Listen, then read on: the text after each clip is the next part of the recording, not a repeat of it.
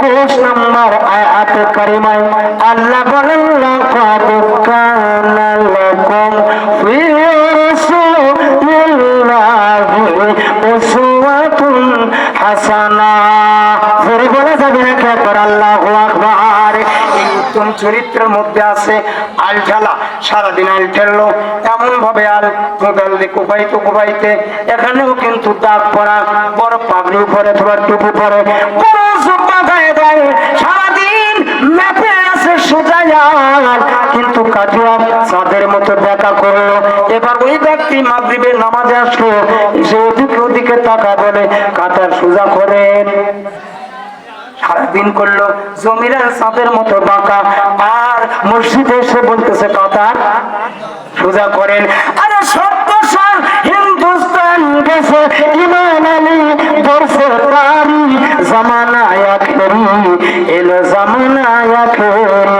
ওই নবীর চরিত্র যদি চরিত্রবান হয়ে যায়, ওর জীবন ধন্য হয়ে যাবে। বলুন আমরা ধন্য গো রাসূল আপনাকে পেয়ে, আমরা পূর্ণ গো রাসূল আপনাকে পেয়ে, আমরা আরো বেশি ধন্য আপনার উম্মত হয়ে, আমরা আরো বেশি ধন্য আপনার উম্মত হয়ে, ধন্য গো রাসূল আপনাকে পেয়ে।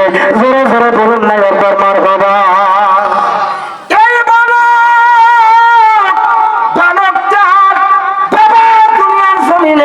বেঁচে আছে কিন্তু জনম দুঃখিনী মা জমিনে বেঁচে নাই। বালকটা বড় ইতিম মানুষ, মা নাই। আমার নবীর দুয়ারে যখন কদম বুঝি জুতা চালাইয়া দেয়, আমার নবী যখন জুতা মোবারক পড়লেন, এই বালকটার মনে একটা আশা হয়েছিল, যে নবী মিলাদ হয়েছিল মক্কা নগরে, ওই নবী যখন আরশ মোল্লা যায়, আমার আল্লাহর আরশ মোল্লা নাকি বলেছিল তোমার বন্ধু জুতা মোবারক খুলে ফেলল। সেই নবীর কারণে, যেই নবীর আগমন হয়েছিল, সেই বিরাট শরীফ হয়েছিল, সেই মক্কা নগরের ধুলাবালি ওই নবীজির জুতা মোবারক লেগে আছে। একদিন রাত্রে নবী আমার উম্মে হানির ঘরে, জিবরাইল শুয়া তখন বিনয় করে বলে ডেকেছেন আল্লাহ পাখি, যেতে হবে মিরাজে গেলেন নবী, আলাপ হলো সবই। মিরাজ শেষে নবী আমার হলেন বেকারার, আমার আল্লাহ বলেন দেখারই স্বাদ মিত্র নাই আমার, আরো কিছু সময় পাশে থাকো, আমার নয়ন ভরে তোমায় দেখবো, একটু দাঁড়াও ইয়া মুহাম্মদ, আমার নয়ন ভরে তোমায় দেখবো। সেরে বলা যাবে নাকি মারহাবা। তামাম পৃথিবীর সমস্ত মানুষ, নবী রাসূলেরা পর্যন্ত, ওলিয়া উলিয়ারা পর্যন্ত, ভালো মন্দ মিক্সার মানুষ পর্যন্ত, তামাম পৃথিবীর মানুষ মার গর্ভ থেকে জন্ম নেয় হলো, আগে আসে মাথা এবং হাত। আর আমার নবী যখন মক্কা নগরে আগমন করলেন, শুভ আগমন, তাশরীফ আনলেন, আল্লাহর হাবিব বলেন কিতাবের নাম মাদারিজুন নবুওয়াত, আব্দুল হক মুহাদ্দিস দেওবন্দি রাহমাতুল্লাহ তিনি বলেন নবীজির কদম মুবারক জমিনে আগে পড়েছে। জোরে বলে যাবে নাকি একবার আল্লাহু আকবার।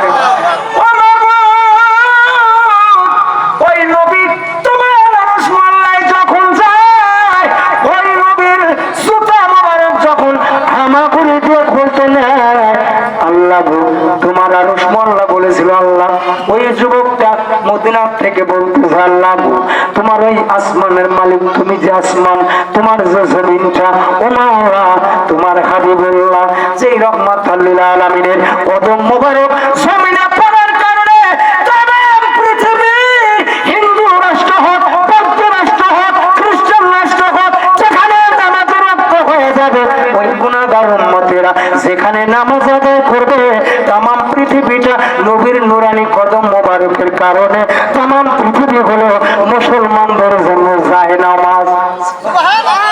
আরো জোরে বাইরে সেই নবীর জুতা মুবারক আল্লাহ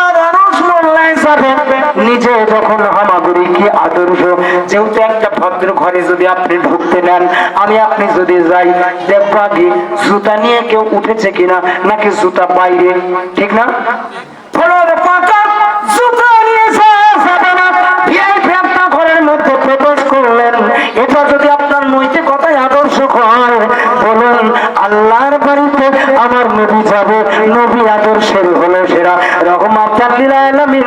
আমার নবী জুতা মোবারক খুলতে নাই, এবার জুতা মোবারক যখন খুলতে নাই, আরশ মোল্লা বলে সেই নবীর জুতা মোবারকের নিচে লেগে থাকা জুতোলা বলে দিয়ে ওই দুনিয়ার জমিনটা কদমের কারণে যদি জায়নামাজ হতে পারে, ও মাওলা ওই নবীর জুতা খুলে ফেললো, কিন্তু জুতা যেন না খোলে, কারণ জুতার ধুলাবালি দিয়ে আমরা আরশ মোল্লা ধন্য হতে চাই। একটু জোরে বলা যাবে নাকি মারহাবা? আমার আল্লাহ ডাক দেয়, বন্ধু এই সেই মাস, সেই রজব মাসে ডাক দিয়েছেন, বন্ধুরে আপনি জুতা খুলবেন না, আপনি তো আদর্শ দেখাই দিলেন, আপনি জুতা খোলার জন্য হামা করে দিলেন, আর আপনি হামা করে দিবেন না। আজ হবে ধনুক পরিমাণ দুজনের সাক্ষাৎ, দুইটা ধনুক যদি একত্রিত করা হয় তাহলে হয়ে যায় গোলাকার। কি হয়? দুইটা ধনুক যদি একত্রিত করা হয়, এই যে ধনুক, ধনুকের মতো হয় না, ও ধনুকের মতো বাঘা, বাঘ, ধনুকের মতো বাঘ, চাঁদের মতো বাঘ, দুইটা ধনুক একত্রিত যখন হয়, আল্লাহর হাবিব বলে, বন্ধুরে আপনি জুতা খুলবেন না, আমি আল্লাহ মহান, আমি স্রষ্টা, কিন্তু আমার আল্লাহ দরবার কেউ ছিল না, আপনাকে যখন সৃজন করলাম তখনই আমি নিজে শুনলাম আপনি আমায় বলেছিলেন রব্বি আল্লাহ, আল্লাহ আল্লাহ আল্লাহ আল্লাহ। বন্ধুরে সেই থেকে আমার প্রেম জাগ্রত হলো, আমি আল্লাহ রব্বুল আলামিন আমার প্রেমাসক্ত হয়ে গেলাম।